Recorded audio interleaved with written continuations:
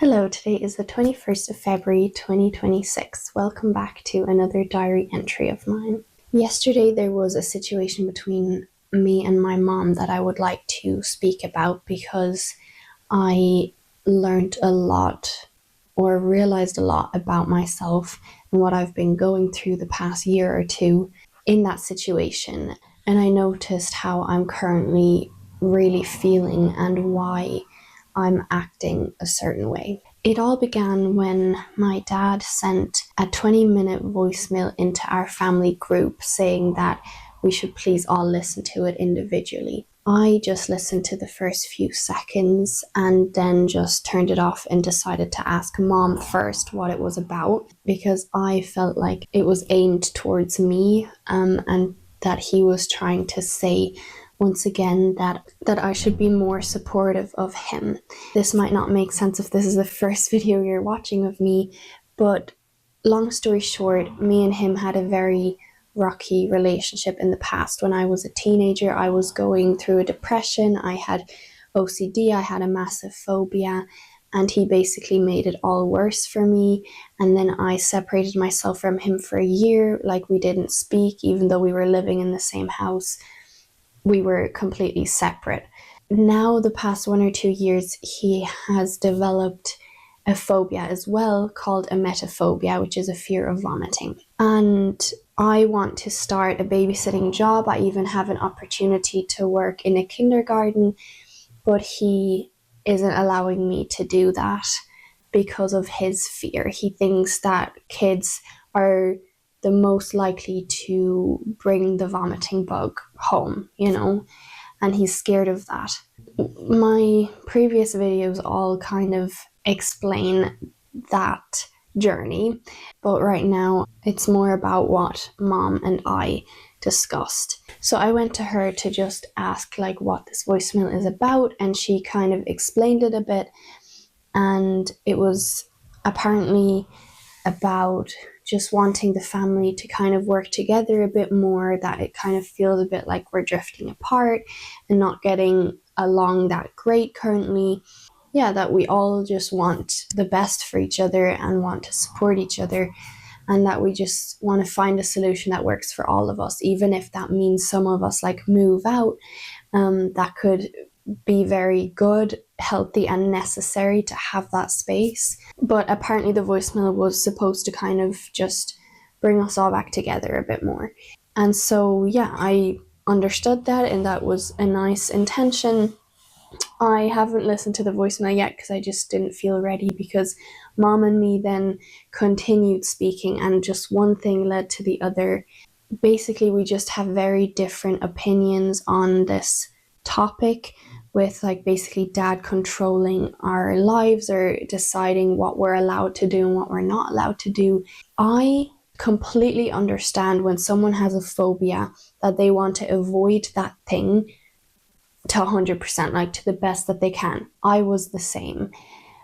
For me, it's not the fact that he's using up all the tissues in the house because he doesn't want to touch anything with his bare hands. To me, that's not the problem. That he has his own towel that no one else is allowed to touch.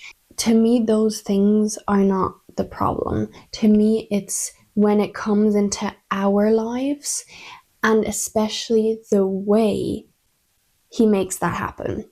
So other people, for example, like me, who had a phobia, they have different personalities, so they would deal differently with the phobia. So I also wanted, my family to respect, this is what I'm afraid of, don't mention this, don't show me this, blah, blah, blah, respect that. But I didn't force someone to do so, and I didn't just give them the option of, you have to say yes, otherwise you're worthless, otherwise you're wrong, otherwise you're just dirt under my shoe. That is not the way I dealt with situations and with people. And that's something I can't accept and don't want to accept, because what he's doing is, yes, he's asking, even though not necessarily asking, he's more telling us that he doesn't want this or that to happen, or he doesn't want us to do this or that. The thing is, I understand as a phobic person you would do so, but he is not letting us say no. When you ask something of someone, they're allowed to say yes or no. It is their choice. He's not giving us that.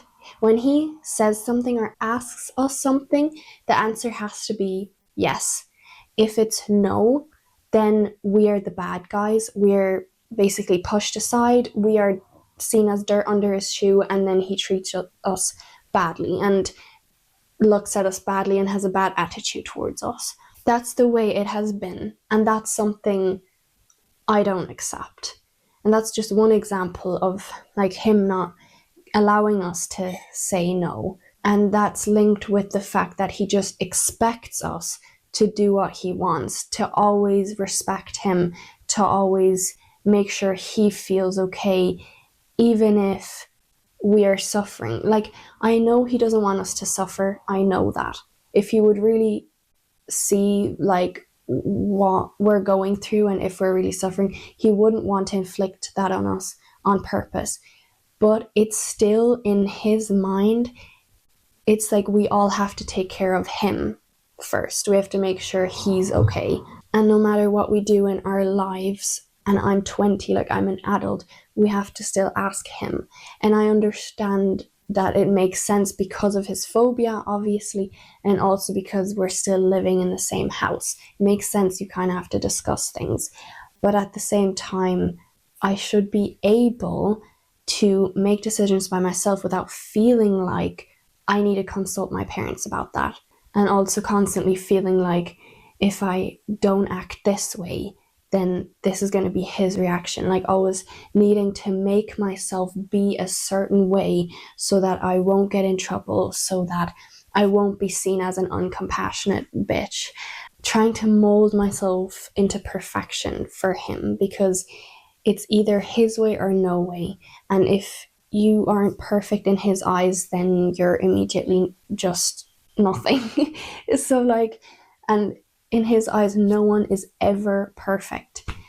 So it's just really, really difficult to deal with people like that. And what I really don't like is that my mom always blames every single thing he does on his phobia. Everything. And so that was kind of the very strong disagreement we had yesterday. And I am not saying that what I'm saying is right. I'm not saying I know exactly what I'm talking about and that my opinion is right and that she's wrong. I'm just saying the way it feels to me and what I believe to be true, but isn't necessarily a fact. Like, it doesn't mean it's factually true. But I think me and my siblings are all so sick and tired of mom always saying, oh, it's just his phobia. It's just his fear. I don't think that that's an excuse for treating people badly or wanting to control someone's life or not giving them a choice between yes and no. I understand that maybe because you have a phobia, it's hard for you to do it any other way. I still don't think that that's just an excuse to say, oh, that person is still a good and kind person. Because when they're doing that, they're not. And to me, I know that a lot of what he's doing has to do with his personality, not with his phobia. If he didn't have emetophobia, which he didn't have a couple years ago, he still was an asshole in many situations. He still didn't treat me well. He still did many things that were so unfair. So I'm not just going to say, oh, he's a good person and the only reason he's doing all of this is because of his phobia. It might be true that the only reason he's doing all of this is because of his phobia, but that to me still isn't an excuse. Like, it still doesn't mean that I'm just going to accept it and just allow him to treat me badly. You know, that's the difference between me and mom. Mom, for example, she just accepts it. She just keeps saying, I know he's not actually like that, it's just his phobia. And that might work for many people. But for me, I'm not gonna ever in my life allow someone to treat me badly, even if they have a phobia, even if they have a mental illness. I still can't accept another person treating me badly and causing me pain. The fact that he's not allowing me to do certain things or trying out certain jobs is causing me pain. Like, I feel trapped, and I don't want to feel that way, and I don't think it's right if I feel that way to then give up what I want just so he can feel good. That's just the big difference between me and my mom. And yesterday, it really led from one thing to the other. So at some point we were both like very, what's the word? Like we were very high emotionally. And she thinks that I'm saying most of these like harsh things about Dad because I felt so much pain due to him in the past. And yes, I know a lot of my past pain is coming back up at the moment. And I'm getting a lot of reminders of how I was treated in the past and that I'm not going to allow that to happen anymore. But at the same time, even if I didn't have those scars, didn't have that pain, I would still never say it's okay for someone to treat you this way, or you should give up what you want for someone else if it's causing you pain. I would never believe that those things are right. I would still think that just because he has a phobia doesn't mean it excuses everything he does. And maybe I wouldn't act on them as strongly as I am doing if I didn't have past traumas with him. But yeah, mom was then often saying things to me that quite hurt me as well, which was like, yeah, you're just acting out of your pain and you're not really seeing things clearly and you're judging him so harshly. You have so much contempt towards your father, and all of that technically is true, but she was like saying it in a way as if like I'm a really horrible person. And a lot of it just made me feel very like not seen, that she couldn't really see where I'm coming from and like the amount of pain I feel emotionally because of him and because of this whole situation. I felt like she's not even trying to like see my side. She's just trying to explain hers and Dad's side. I was trying to see both sides. I was trying to see as well if she's right. And with a lot of things, which I also said to her, I was like, yeah, I'm not necessarily right. And I do see that maybe I can see in a lot of situations that that's his phobia playing out and that that's not actually him. Like maybe in many situations I can learn to see it that way. But bottom line, I still don't think that just because someone has a mental illness and is treating you badly, that you should still stick around. It's like the same with narcissists. Technically, that's also just a mental illness, which sadly apparently can't be cured. But they treat people badly, from my experience, anyways. They don't care about anyone else except for their own benefit. And that's not a reason to stay with them either, just because, oh, they're a narcissist, they have a mental illness. Like what mom said just didn't make sense to me. And it just really made me very angry as well that she just constantly was like sticking with her opinion, constantly saying it's just his phobia. Not, I felt like she was not even trying to see my side. And so at some point I blurted out something that I immediately regretted and which wasn't right to say. But in that moment, I really felt like it was the truth, which I said after mom said again, like, Leona, you're something about like, Leona, you're just acting out of fear. I'm not exactly sure why she said that, but I remember her saying that I'm acting out of some sort of fear. And then I, blurted out that, yeah, you're afraid to see my side because if you would see it any other way from the way that you're seeing it, you wouldn't be with him anymore. That's what I said. And then I immediately regretted it because I knew that the way she picked it up was not the way I actually meant it. she, immediately said, that's a very harsh judgment, which I don't like.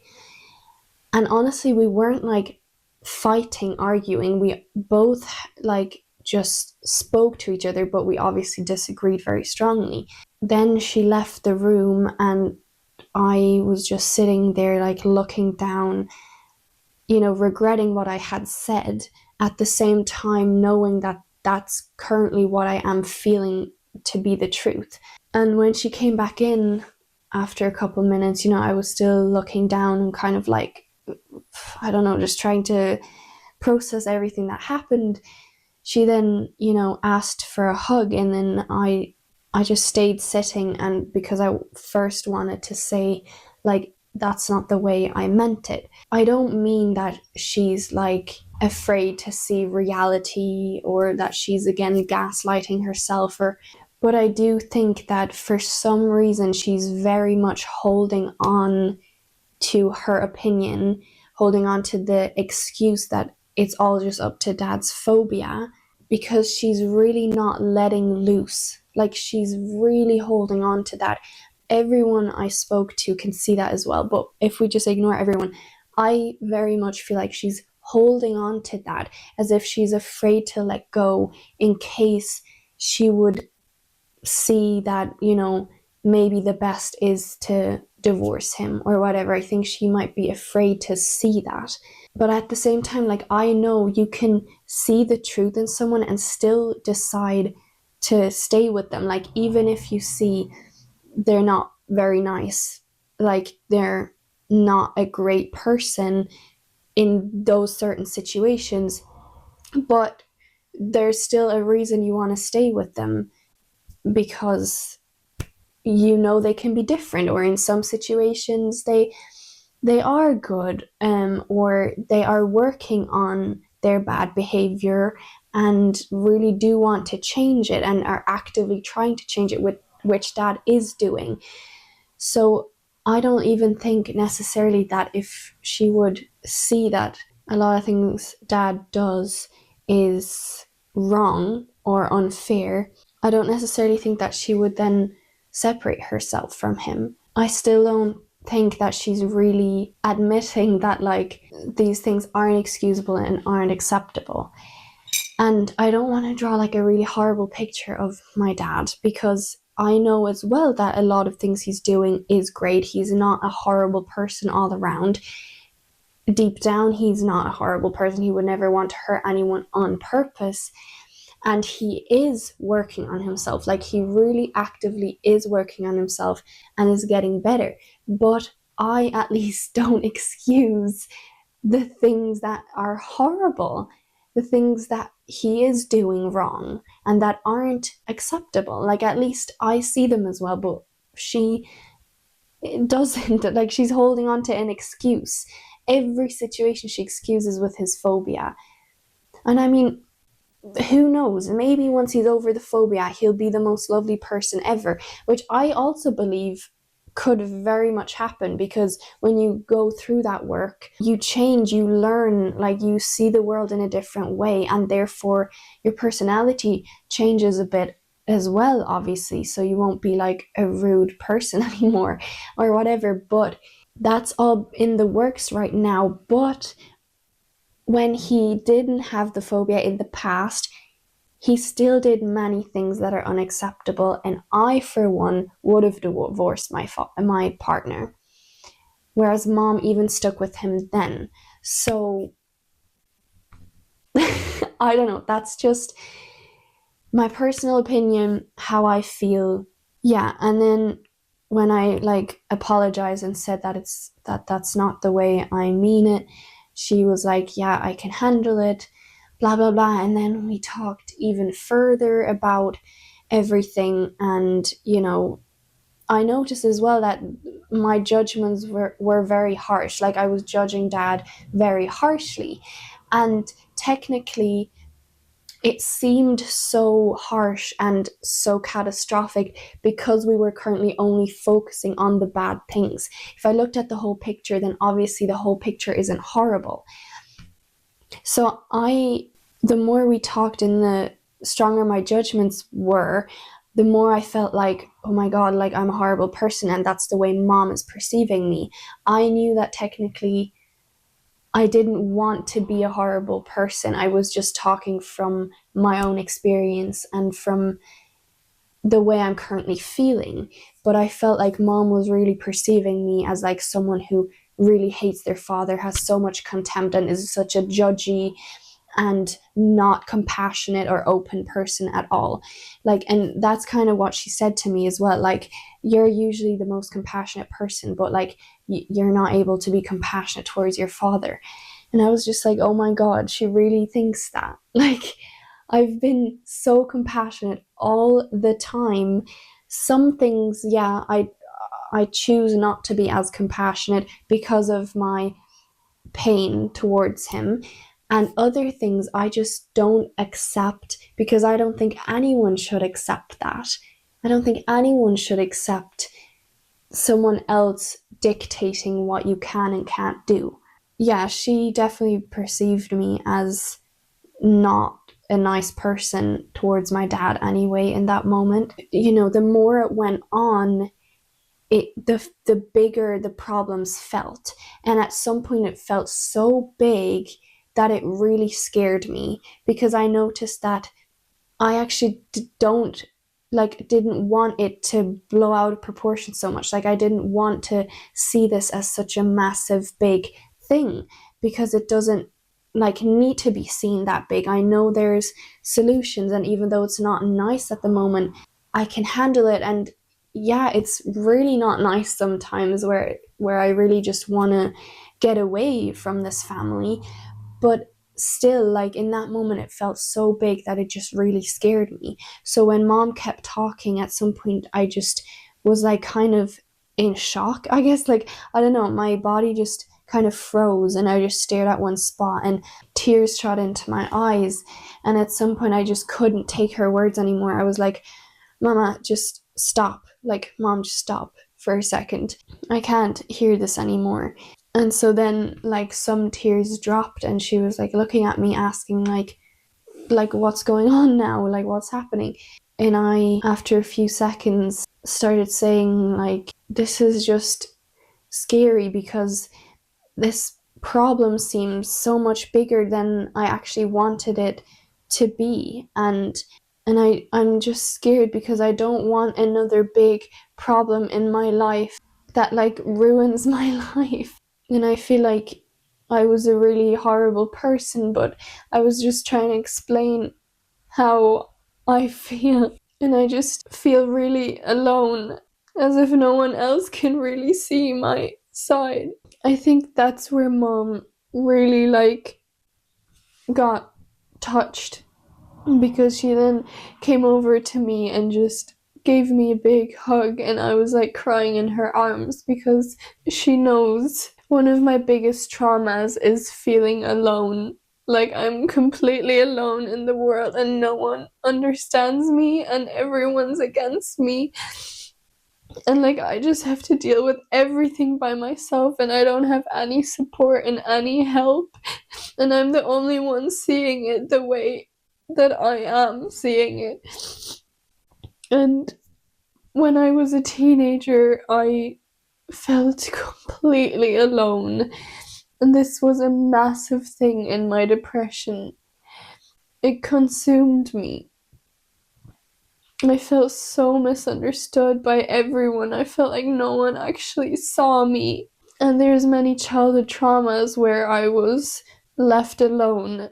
I just felt so bare. So I think in that moment, mom kind of saw like my pain, and I myself in that moment like really only saw my pain and started understanding what I'm feeling at the moment. Like, and when I was like crying in her arms, I just kept talking, you know, while I was sobbing, like a high-pitched voice.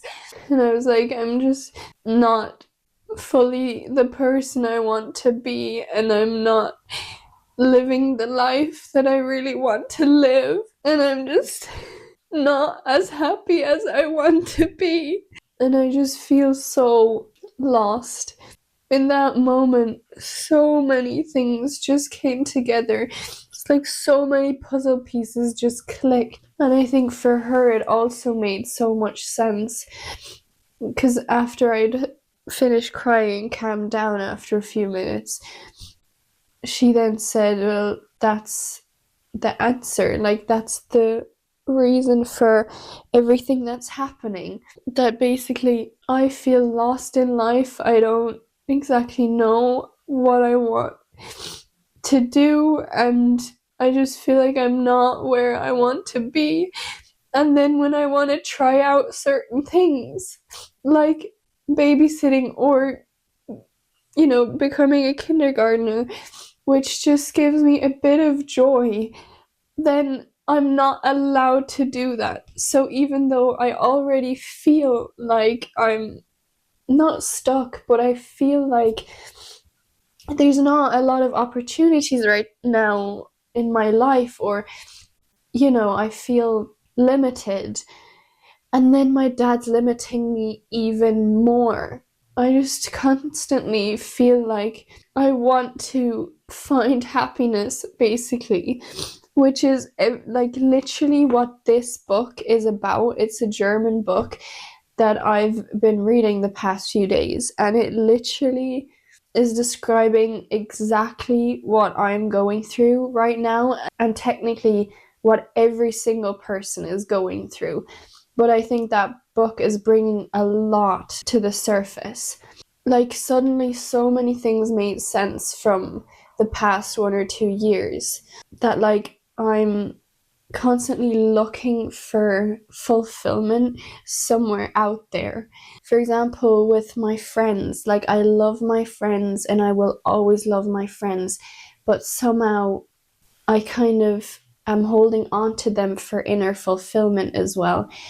And then wanting to travel a lot, or whenever I'm sort of like calm, or I have a moment of peace and a moment to decide whatever I want to do, I often then feel unhappy. Like, I can feel that emptiness inside me, and so I try to cover it by watching shows, by reading books, by going at my phone on social media. I'm constantly trying to run away from, like, an inner hole, an inner emptiness that I'm feeling, and I'm trying to find something that can fulfill me.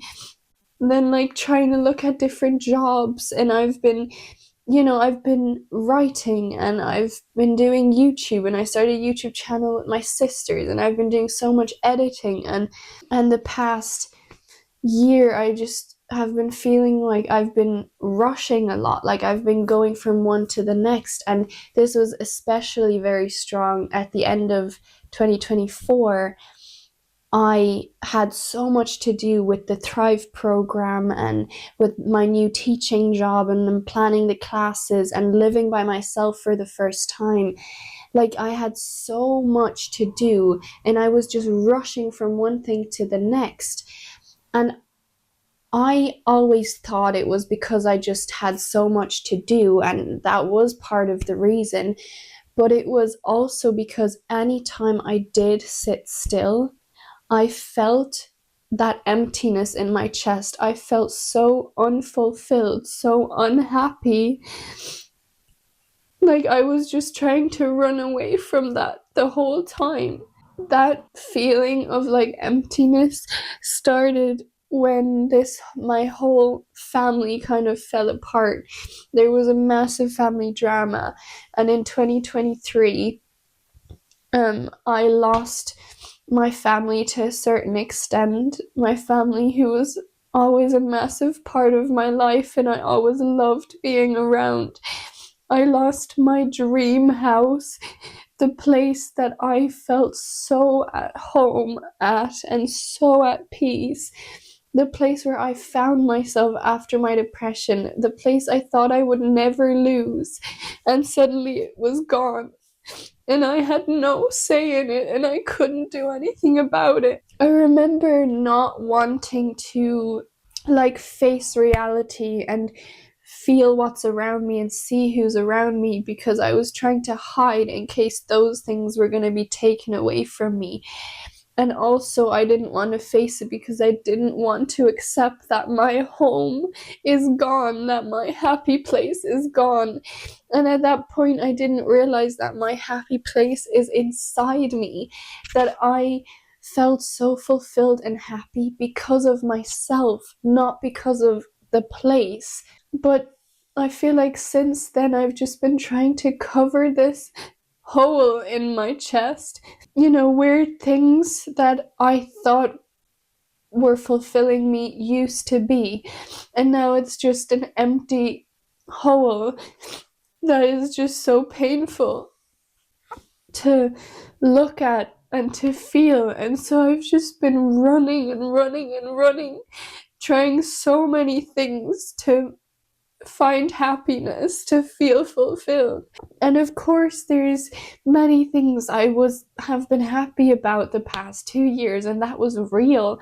Like my friends and, my dog Akela. Like, I love her so much, and we grew so close. We have a really special bond, and she's the first being who was ever my real friend, like my first friend.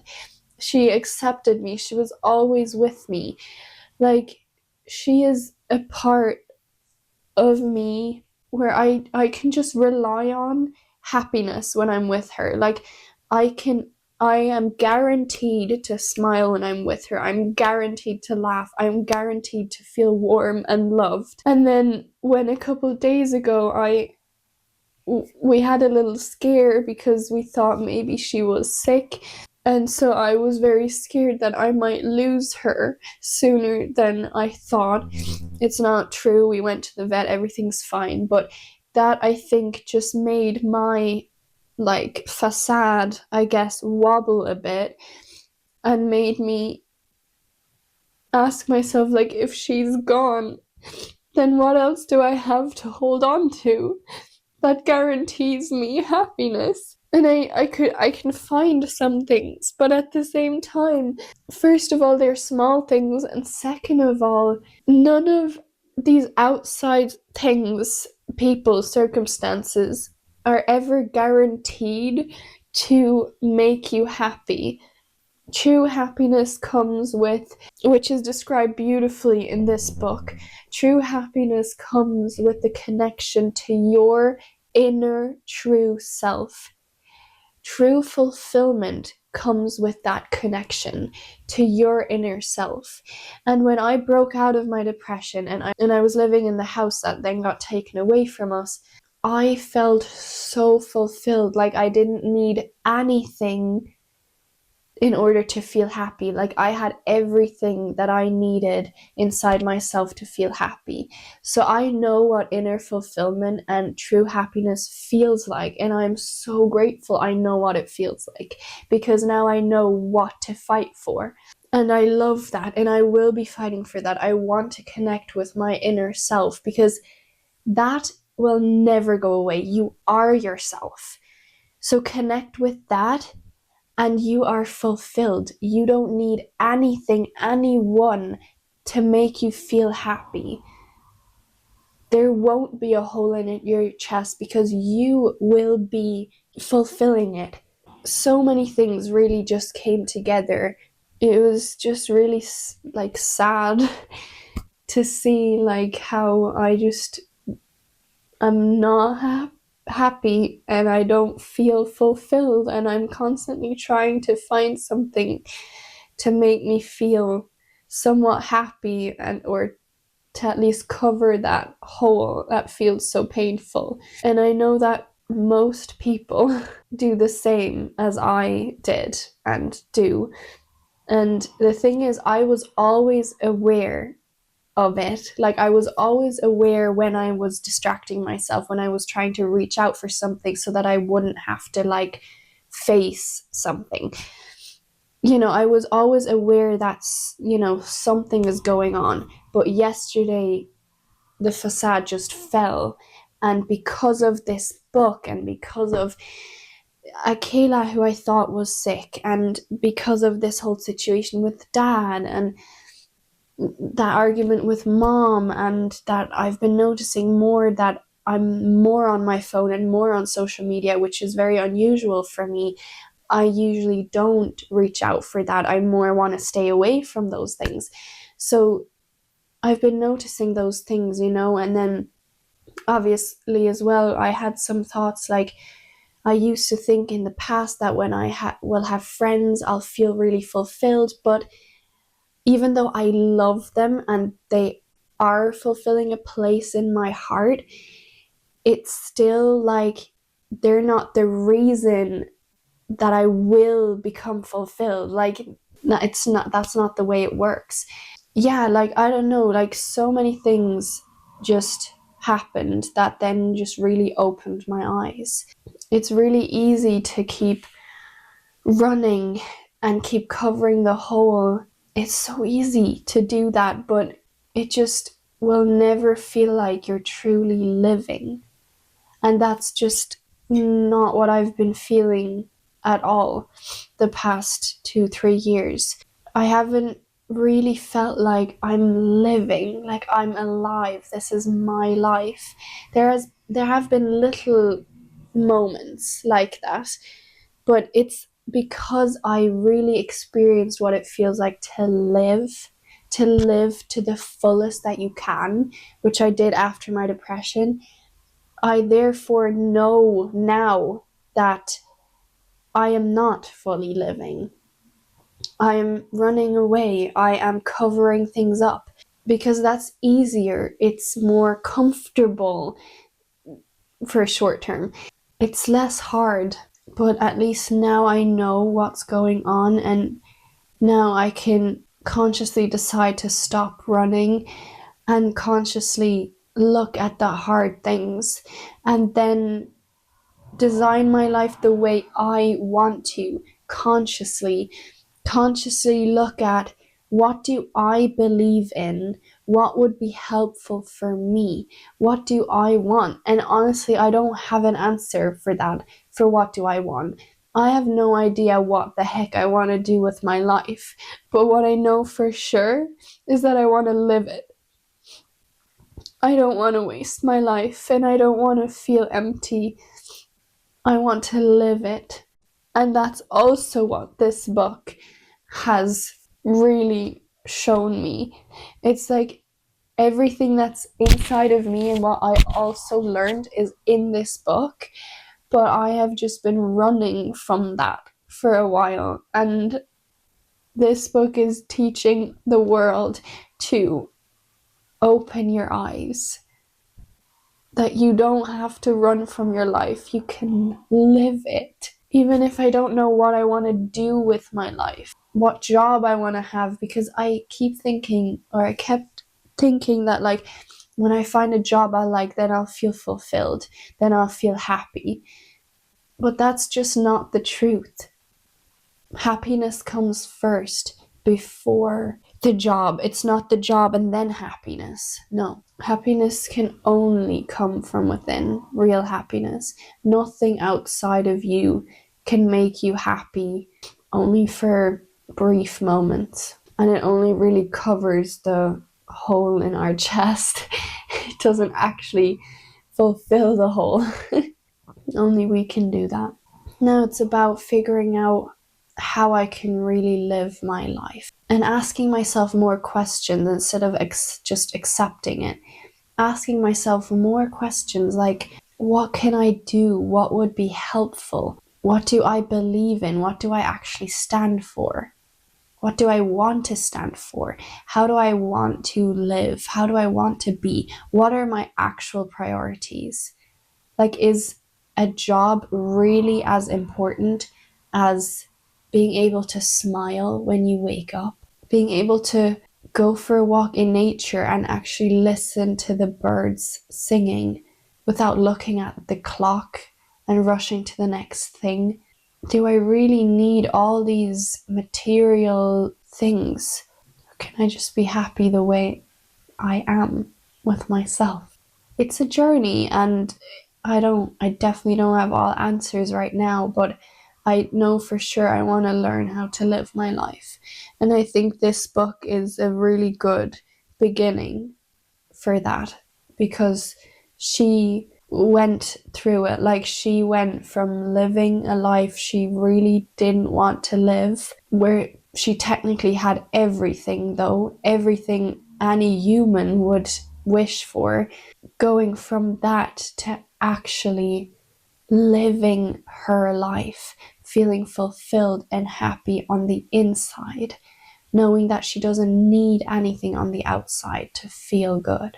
It's so admirable. Yeah, so that's that. It's quite like scary and not pleasant, a lot of things and a lot of thoughts.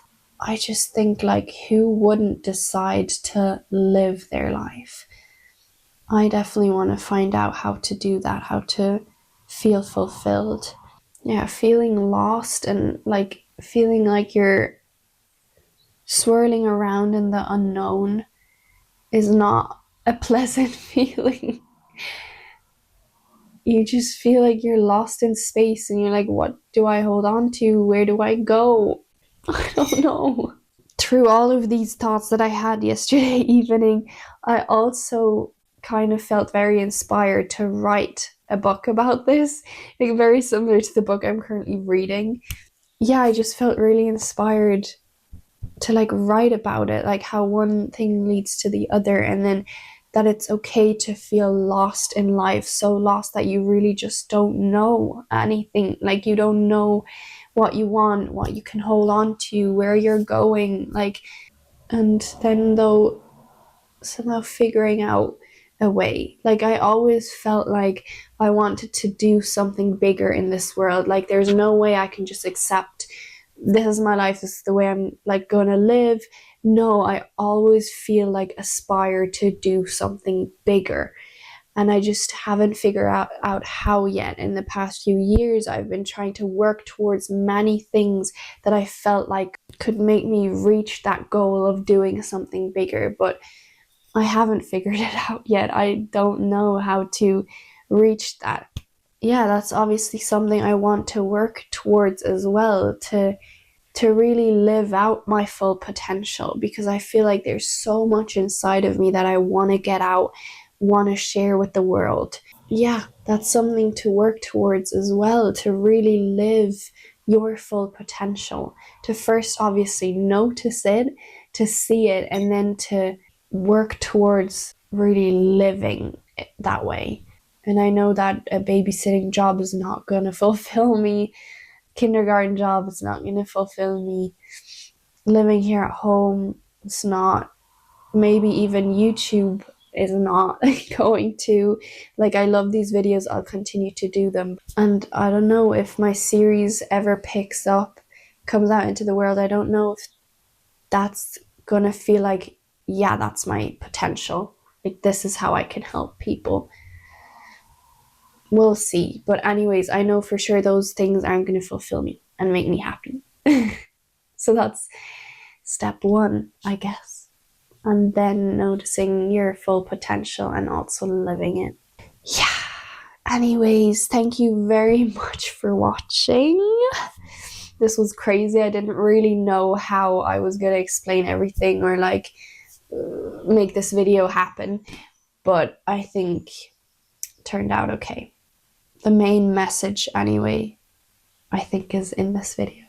So yeah, if you feel that way, know that you're not the only one feeling that way, but you are currently alone in that space. I mean, every single one of us is always alone, but that doesn't mean it's a bad thing. You're not the only one feeling that way, and you can figure it out right now. Maybe just enjoy feeling lost to the best you can. Make the most out of it. Make it an adventure. Yeah. Anyways, thank you so much for watching, and until the next time, bye.